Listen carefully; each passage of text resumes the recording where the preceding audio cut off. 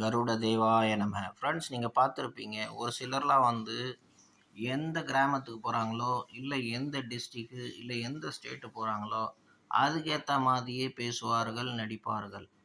அதே மாதிரி அபிநயம் பண்ணுவாருங்க, ஆக்டிங் பண்ணுவாங்க. இதுலெல்லாம் என்ன காரணம், எந்த கிரகம் இது பின்னாடி உங்களை அந்த மாதிரி வந்து செயல்பட வைக்குது? இதுதான் ராகு. யார் கூட பேசினாலும் அதே மாதிரி இவங்க வந்து மிமிக்ரி பண்ண ஸ்டார்ட் பண்ணிடுவாங்க, பேசுவாங்க, பழகுவாங்க, ஆக்டிங் கொடுப்பாங்க. எந்த ஒரு துறையில் இருக்கிற ஆள் கூட பழகுறாங்களோ அதே மாதிரி நீங்கள் டிட்டோ அவங்களோட காப்பி இவங்க அடித்து பேசுவார்கள்.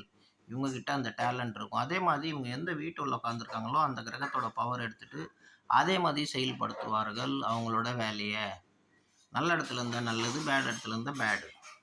ஸோ இந்த மாதிரி ராகு கிட்ட மட்டும்தான் இந்த மாதிரி ஒரு குவாலிட்டி இருக்குது. ராகு கேது கிட்ட மற்ற எந்த கிரகத்துக்கிட்டையும் இந்த மாதிரி ஒரு அட்வான்டேஜ் உள்ள நாலேஜு, அந்த இது அபிநயம் பண்ணக்கூடிய ஒரு பவரு எந்த கிரகத்துக்கிட்டையும் கிடையாது. எந்த பிளானட் கூட உட்காராங்களோ அந்த பிளானட்டோட நிழலாகவே மாறிட்டு அதே மாதிரி பேசுவாங்க. நீங்கள் பார்த்துருப்பீங்க, ஒரு சில படத்துலலாம் எக்ஸ்மேன் ஒரு படம் வந்தது.